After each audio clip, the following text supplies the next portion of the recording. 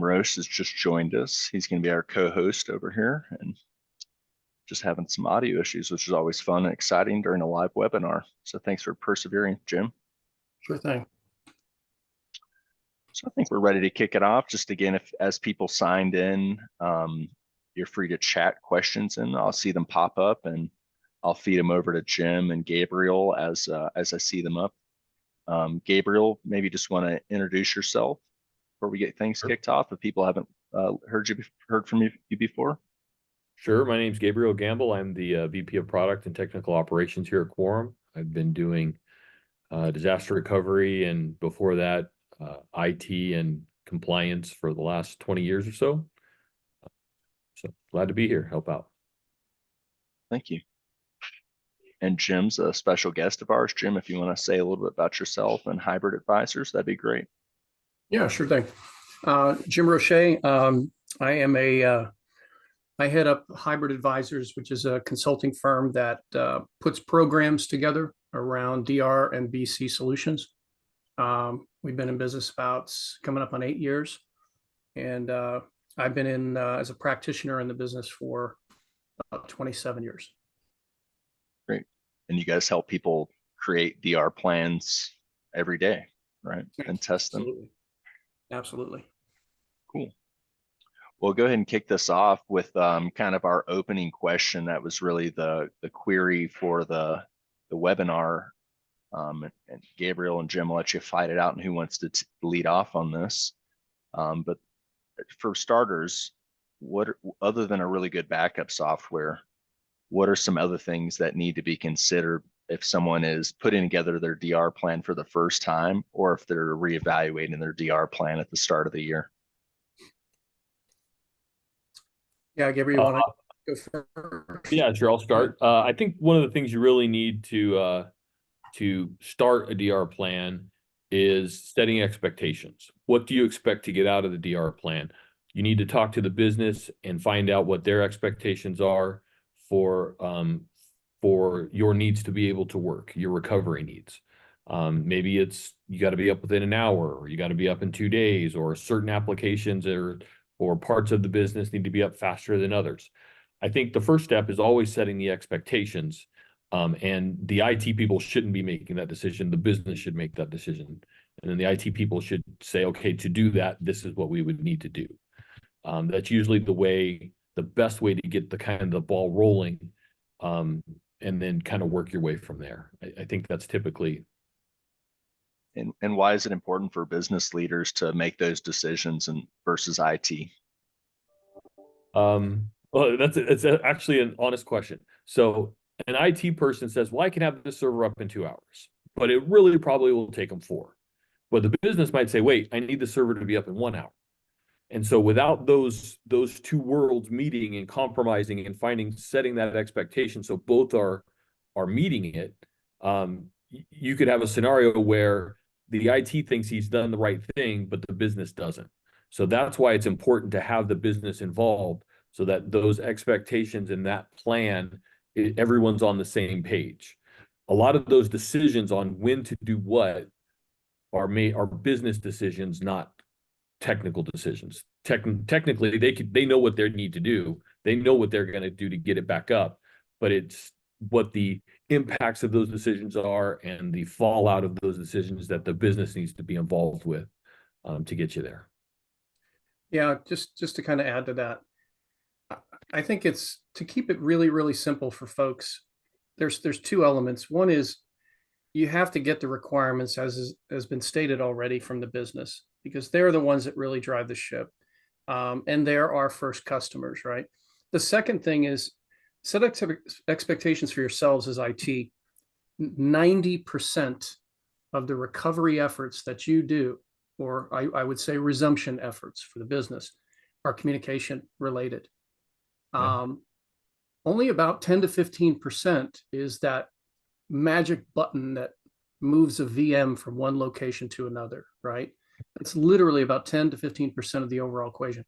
It's how the organization responds, and also how IT responds, how things are communicated, and then always have a contingency plan for your contingency plan. and we'll get into some of that here in a few, but it's not always one plan that always works in every scenario. So you have to kind of think about and walk through it. And even starting out with a tabletop can help you to build your own run book and your own checklist. Sure. Simple tabletop conversation about, well, I'm going to do this if this happens. Well, you can't do that until I do this.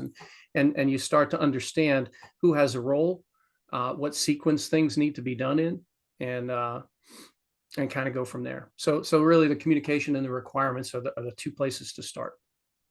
And adding to what Jim said there, you know, who has a role and who's their backup and who's their backup are equally as important.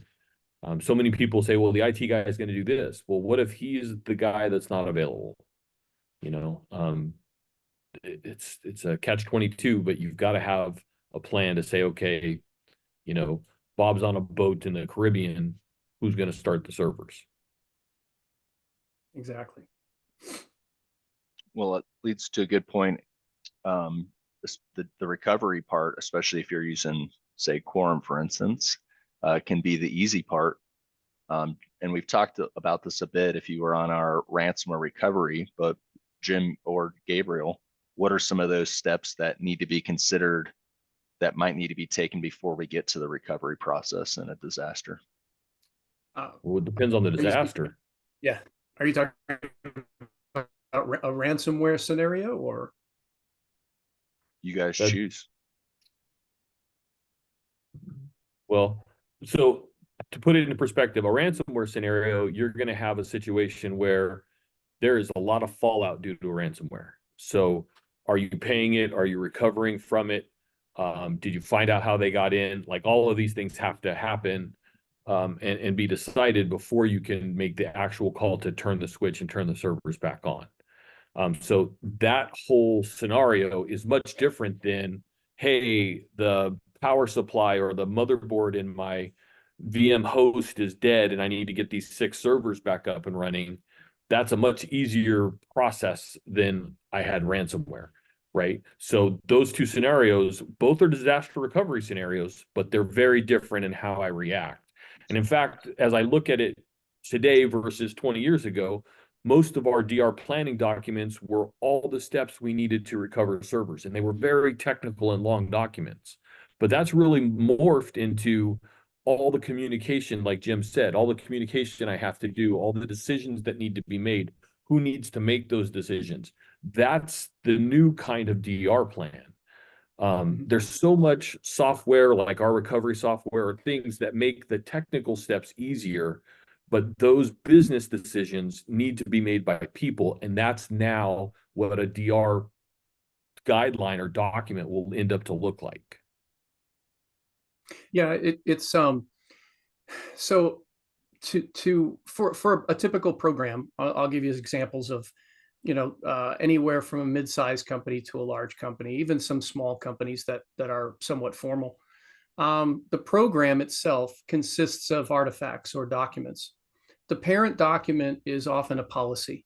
A policy is the governance language that tells you what you're going to do in the event of a disaster, how often you're going to test, who is authorized to declare a disaster, what types of tests you do, all of those kinds of things. And they're drawn from industry standards, and they help to sort of drive and give you the guidelines of how to operate the program.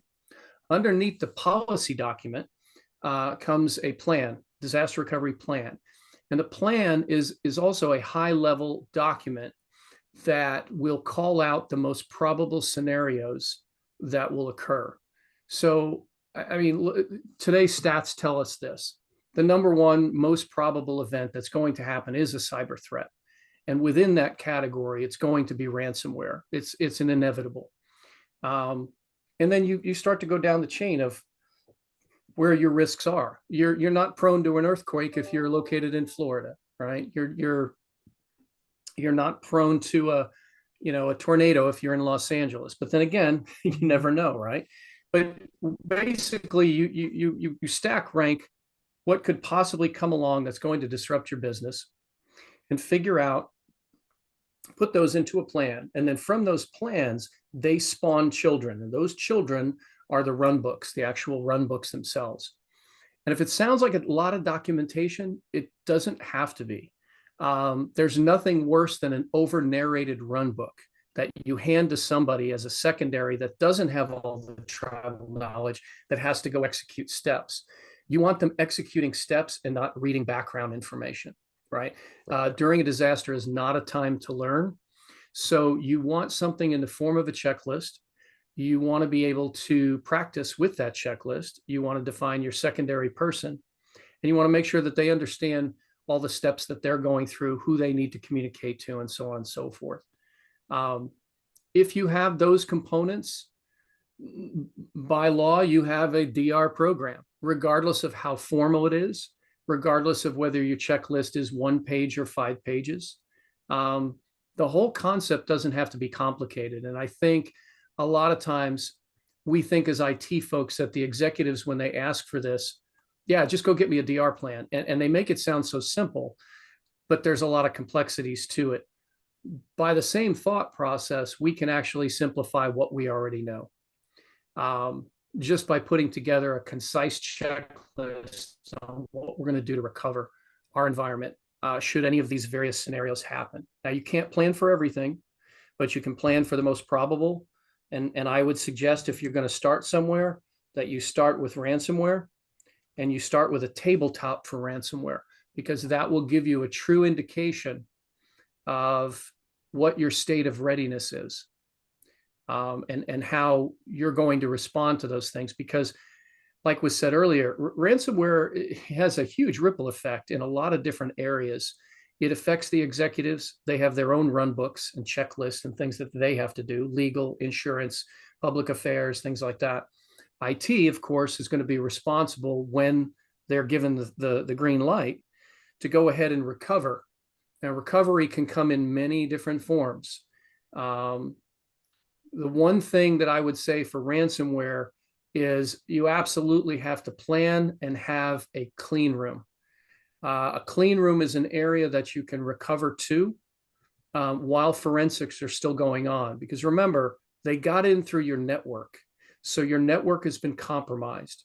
So to be able to say that you're not going to pay the ransom, or you did pay the ransom, and then move everything back and fire everything up on the infected network is not necessarily a good plan.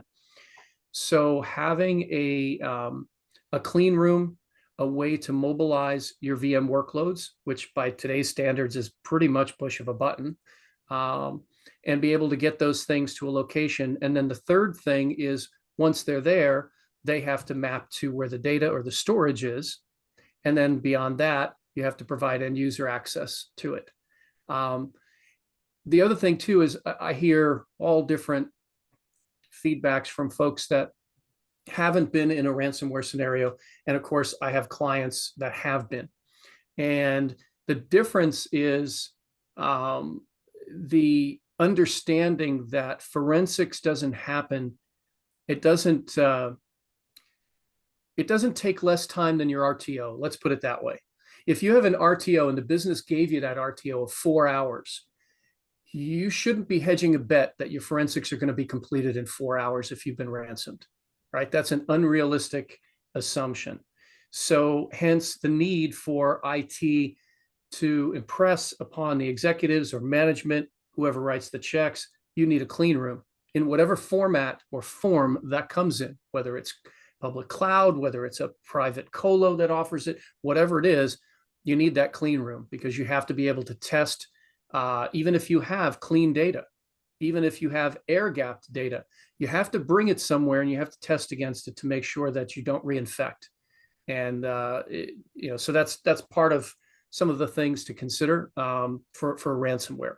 For traditional DR, not as much.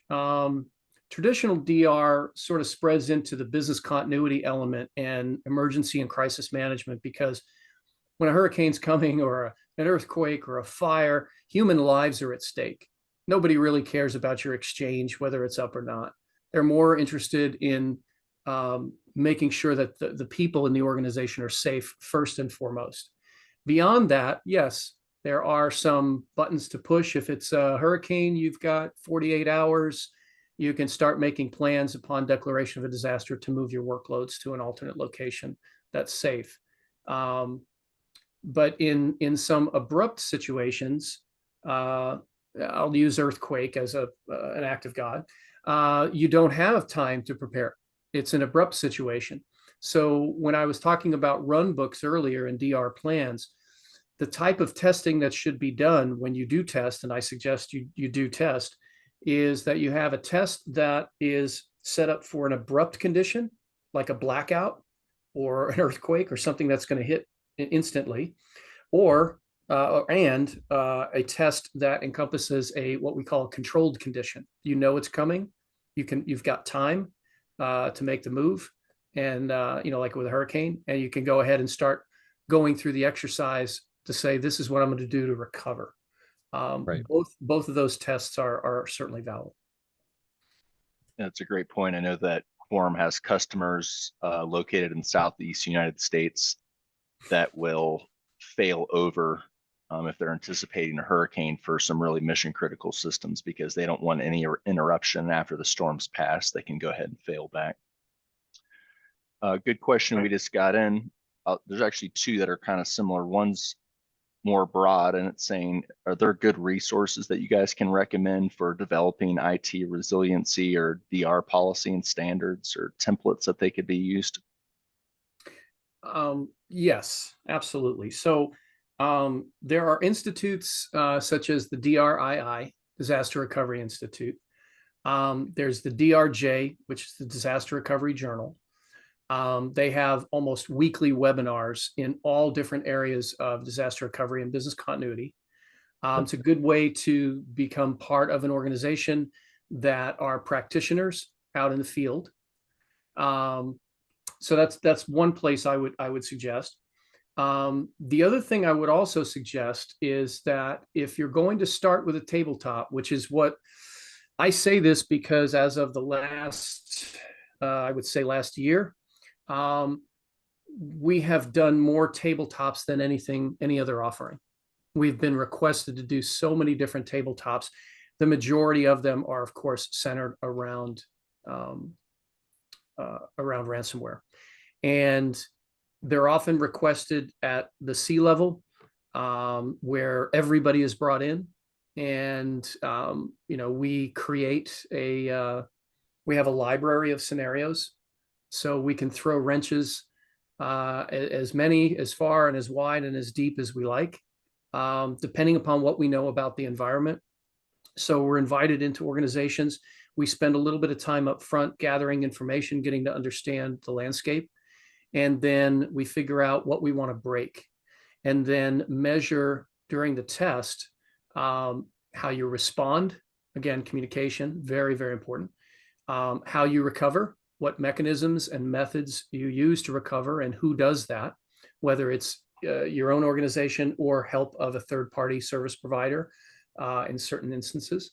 Some folks have SOC as a service. So while forensics are going on by an externally provided service, they're inside going through the backup catalog, finding the last known good backup as an example, and being able to restore.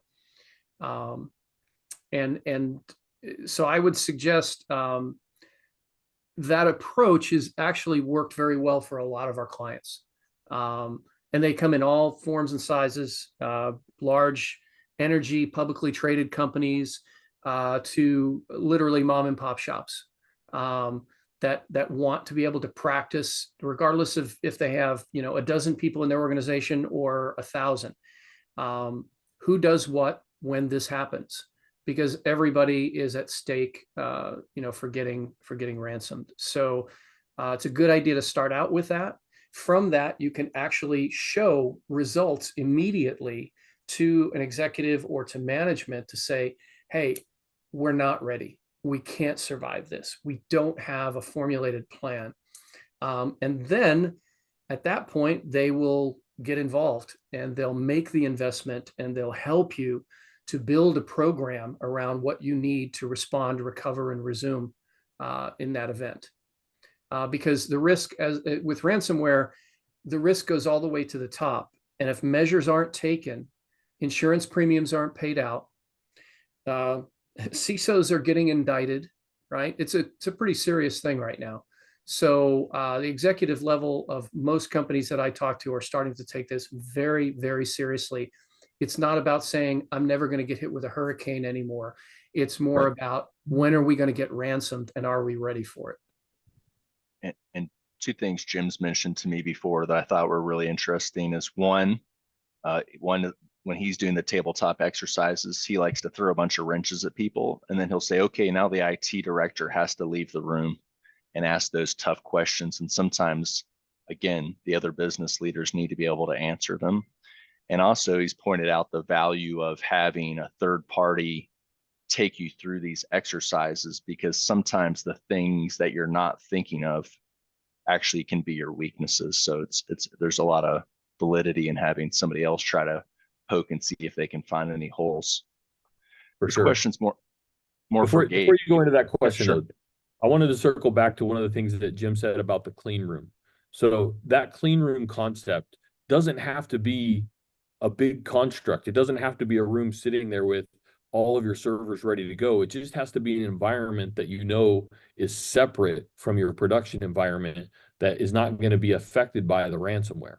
So like with Quorum, our cloud has that capability built in, or our appliances have those capabilities built in with our test network to provide a lot of that access for your testing needs and for your DR planning scenarios when you're acting them out.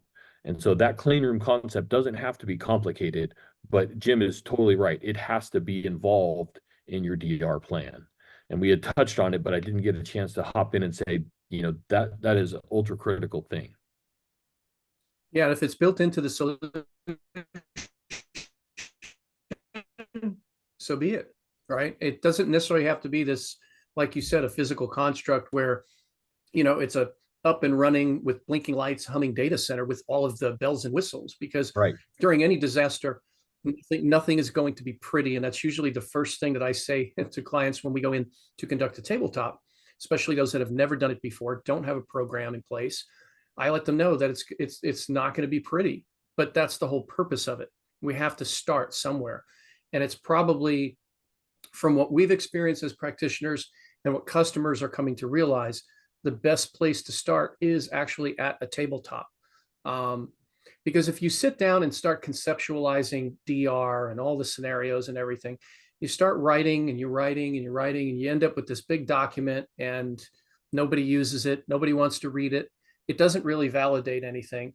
I'm not saying it's not necessary. It is necessary to support a program, but it often helps to start out with, if you want concepts to write about, go through an exercise and see how well prepared you are, and then look at the weak spots and focus on those and make sure those are addressed in your run books and in your DR plan.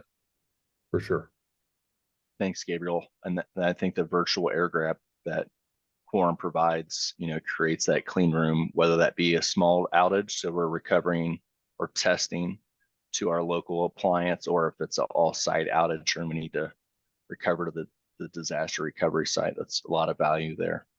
Yeah, That actually leads us into the next question, which is, if I'm an existing Quorum customer, is there some procedures or recommendations that you might have, Gabe, on how they can test their DR environment, whether that be the appliance or the disaster recovery as a service option? Well, the testing's kind of built into the product, so there's lots of ways that you can start doing your tests. The test network is isolated from production, but all the servers in the test network can see each other. So you could actually do a full DR test without ever affecting production.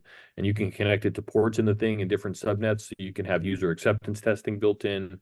All those facets that you want to do for a full completeness of test are kind of built into the product. And whether you're doing it locally or from the cloud, which is also completely possible, it's a pretty easy, straightforward process. If you'd like someone to walk you through it once or take you through that thing, you can actually schedule with our support team, giving us enough time to prepare, and we can have a person available to walk you through doing a DR test through the cloud. Great. Thank you. Jim, was there Yeah. something else you were going to mention? The only thing that when we were talking about testing and being able to do these things, remember that when you conduct any kind of disaster recovery test, the test doesn't have to include the kitchen sink. You can pick and select maybe the highest priority or most highest severity apps or services in your environment. That I'll give you one. What I deem as a service, not necessarily an app, but Active Directory. It is a sweet spot for ransom gangs, right? They are going after Active Directory, right? Even if it's federated, even if an extent of it is Azure Active Directory, if it touches anywhere or talks to anything on-prem, if I can get to your on-prem, I can get to that service, right? So that's something to think about too, is pick the highest probable, most important areas that you need up and running, and bank on the fact that the ransom gang already knows that, and they're going to go after those hotspots, right? And if you do a test, you don't always have to test the same thing over and over again. I wouldn't test the same thing over and over again unless there was a significant change within the last 6 months to a service or an application.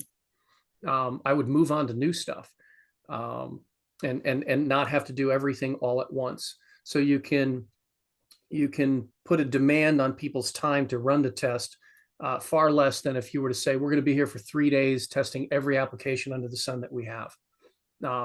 Doesn't really make sense to do that.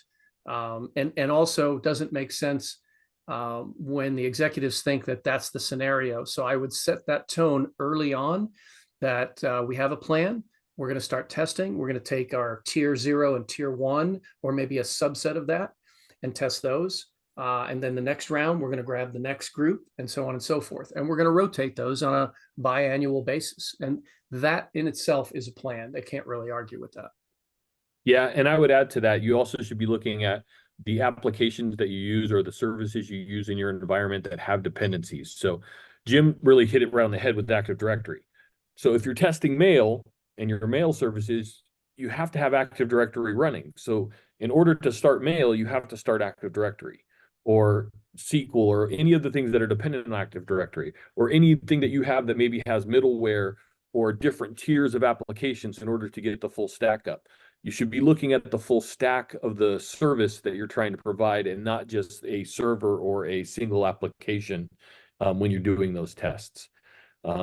That's a critical piece. And I know Jim and I are talking a lot about the technical steps of what we're doing. That's really because that's where we live, and that's a lot of what you're doing when you're doing a DR test. But you should also, when you're doing those tests, be asking the questions, okay, this has happened. You know, we talk about who makes these choices or whatever. How you communicate during those tests is important. So if you're just doing a single application test or whatever, you need that person that's making the call to be part of that test. Even if it's a formality that he says, yes, go ahead, he needs to know that he's responsible for that application or that service or that piece of the puzzle, so that when it comes his time to make those calls, he knows why he's making which calls he's making. Maybe just to build on that, Gabriel, is there some common things people overlook, or maybe mistakes made from while people are creating their DR plans, or maybe things they learn when they think they have a good DR plan already put together? There's many mistakes. IT departments that think they can just set up the plan and everyone will follow it, that don't talk to the rest of the business is a common one. Or they just do they're testing a server and they just restore a file versus restoring the server. And they say, yeah, that backup is good, we don't need to worry about it. Those are common things that we see a lot, where they don't put a full scope of what they're testing in place. They just test so much to the minimum that they're missing the goal of the test, right? If you're just testing a document and say, yeah, the file share is good, that's not the same thing, right? So doing a full test of a server or of a service is important, and knowing those dependencies and who needs to make those decisions. I see that a lot. Other common things I see are people that exclude things from their test. We had a customer that had a full stack system with a a big EMC SAN, and they had different blades on top with their VMware stack, and they had all this redundancy with networking and wires or whatever. And I just looked at it for 5 seconds, their LAN WAN diagram, and I said, okay, this is great. Like, you have lots of redundancy built in, you have backups going, you have all this stuff. I said, what happens if the SAN fails? And they just kind of looked at me like, oh, we don't look at it that way. Well, that's the biggest piece. If the SAN goes down, we had a customer that had a firmware failure on their SAN. They were updating the firmware and something went bad. They took their whole SAN down. They had to run on Quorum for 6 weeks while they worked with HP to fix their SAN. You have to include every aspect of your network when you're doing your tabletops and your plans. When you're doing your what we call DR walkthroughs, or what Jim calls your tabletop exercise, you have to look at every piece of the puzzle, and you can't exclude the things that you think, oh, we're not going to worry about that. That's not going to happen. That's what's absolutely going to happen. So I'm throwing a question out to the group. Has anyone been involved in an actual ransomware event and have gone? I've been with customers, walking them through personally, probably about 8, but as a company, we've done many more, but I've probably been physically involved myself with about 8 of them, watching them have these conversations about who do we talk to, how do we pay, do we pay, do we recover, all those hard questions that they sit and ask, what the fallout is, things that we've probably been through with them in DR testing many times, but when it comes down to it, you said it actually very, very eloquently before. Learning is not what you want to do during a DR test, but many times that's what I find I'm teaching at that time. Okay.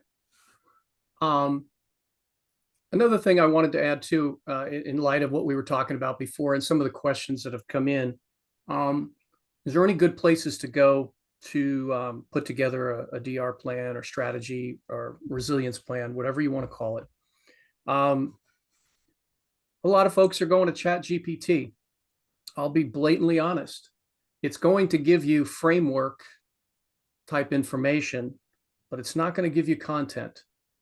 Right. The same framework that you derive from ChatGPT is basically pulled off of ISO 27001, which I answered on one of the questions on here. So that is a good standard. That standard can tell you the guidelines around writing disaster recovery and business continuity plans, what the program consists of, and all of that information that you're looking for. That's a good place to start if you're wanting to put together some documents.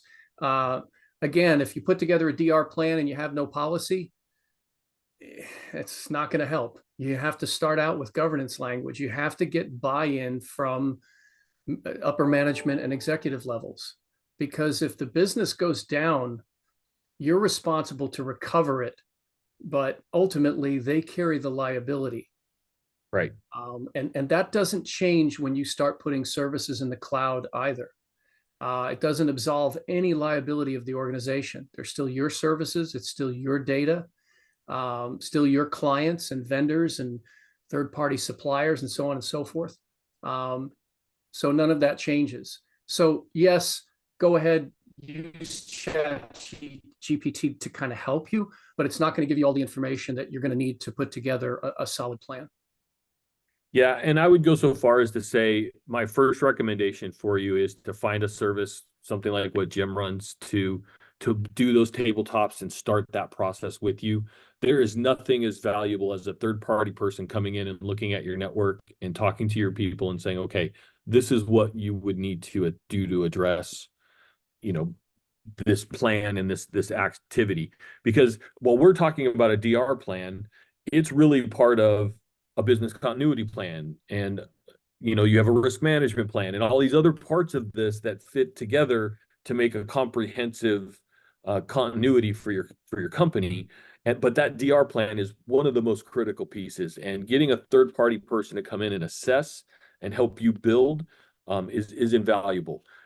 Quorum, and we come in kind of on the tail end of your plan on how you're going to implement and how you're like, hey, we have this hurdle, we don't have a clean room, or hey, we need to be able to recover in in a few minutes, by turning on. That's where we come in. We're at the tail end of it. Jim's going to help you build all the way up there so you get, okay, here's the services you need to put in place to get this last bit, and build those policies. Like I've worked with companies that have policies that literally say we don't want to back up mail for any reason whatsoever. And we have other companies that say we need to back up mail for 10 years. Those are completely different scenarios. And I know this isn't a disaster recovery example, but those are completely different scenarios, but they are very much policy driven. And both are absolutely, legitimate, because that's the way that company wants to function. And they're both in compliance. These were both banks at the time. They're both in compliance because that's the way they define their policy. But that built on a block of, okay, now what? So we implemented our processes much different for those two customers because they had different ideas of how they wanted to implement their recovery strategy.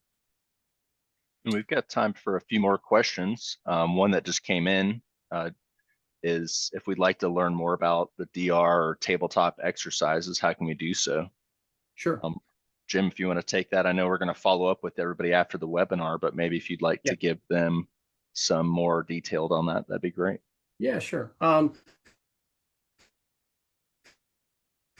So I'm gonna send out a service brief. It's a little one pager, kind of gives you an idea of what tabletop exercise effort looks like when you bring our firm in to do that for you.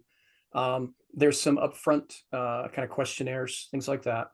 That gives us the idea of the size of the organization, and then we can talk about what the effort would look like. I'll give you an example because everyone wants to know how big, how long, how much, right?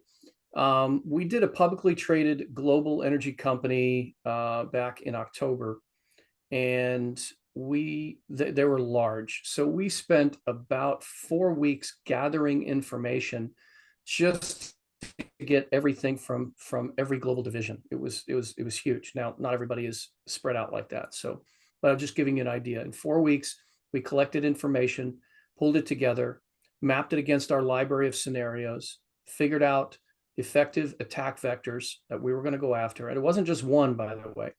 And they really wanted to test their readiness. So we ended up doing a 2-day exercise. First day we did it kind of a traditional. The second day we used solar winds and we took out MS Teams. We took out their means of communicating and collaborating. And as ridiculous as and informal as it sounds, 15 people daisy chained 3-way calls together on their cell phones to stay in constant communication. And by the way, that was probably the most secure bridge they've ever been on, right? Because the attack vector allowed somebody to come in to get into Teams, which meant that they could have spoofed an identity and been on the actual Teams call while the customer was responding to the ransom event, right? So knowing what their next move was going to be could have been at the very ears of the ransom gang. So we have some really, really unique kind of scenarios that are realistic because we've actually seen about them and we collect a lot of this information. Yep. So that was one thing we did. And then the second day, day 2, they wanted more. So we took the smartest guy in the room out of the equation. The guy that kept answering all of our questions while we were on the bridge conducting the actual event exercise, we took him out. Said he's no longer available. And so everyone had to sort of fend for themselves and come up with the answers, right? It was a good exercise. It struck a nerve with the CIO that showed them that they've got a ways to go to be prepared. But the fact that they were able to improvise and act informally to get the job done showed that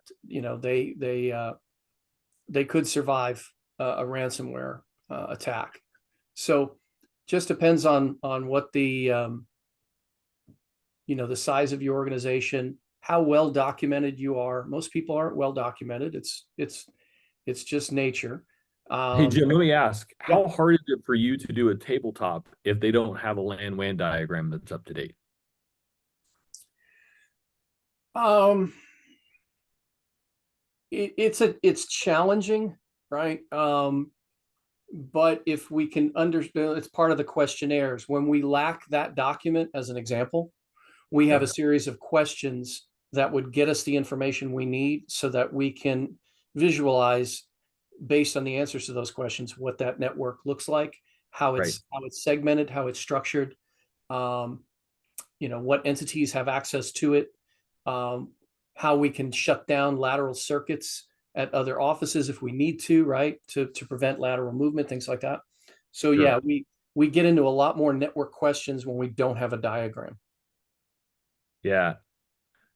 And the only reason I say that is I just remember when we were doing these back in the, a million years ago in my past life. And if we didn't have a LAN/WAN diagram, it made your job so much harder, because you had to basically build it. I mean, that's what you've done with those questions, is built the LAN/WAN diagram so that you have something to go off of, to run the test. So for all the IT people out there, I can't stress enough, build your LAN/WAN diagram. I know it's a pain. Nobody likes to use Visio. I get it. It's really important. It really helps you in a lot of your strategy discussions and your overall architecture to have visibility. And it makes it not tribal knowledge, as Jim was saying. If you take the smartest guy out of the room, the guy that knows that piece, how do you recover? And those are one of those key things that really help you with that. Yeah, it's one of the first things we look for, not to give away the secret sauce, right? But it's the first thing we look for, because there's always that one person that knows everything, and everyone looks to that person. And then when that person is not available, it adds a lot of stress to the organization, especially when you're in a pinch trying to recover. So something to consider if you're going to do a tabletop. For sure. And it's hard for people to do that internally. To do it introspectively, I don't want to say it's cheating, but it's more biased, I would say, right? The idea is that you want an outside set of eyes and ears and objectives, and most importantly, you want somebody that sees 100 walls a year, right? You want somebody that's been out there and has gone through this with other companies and picked up a lot of the tips and tricks along the way. Right. And we certainly disseminate that information to all the clients so that they're better prepared when they do get attacked, that it won't be as bad as it would be without the exercise. For sure. Thanks, guys. That was great. I see the question here, wanting to learn more about Jim and Hybrid Advisors offerings. We'll be sure to reach out to you. Thanks again, Jim. A great partner of ours, helping us provide people DR and business continuity software and solutions, and provide these exercises. Gabe, thanks as always for your expertise. We'll be following up with everybody just to see if you have any questions that you thought of post webinar, or always to get your feedback and how we can improve these moving forward, and also to see if you have interest in learning about either Quorum service or Jim at Hybrid Advisors. Thanks again, Jim, Gabriel, and everyone who joined us. I appreciate your time. Have a great rest of your day. Thanks, guys. Jim, have a good one. Thanks, folks. You too. Bye, guys.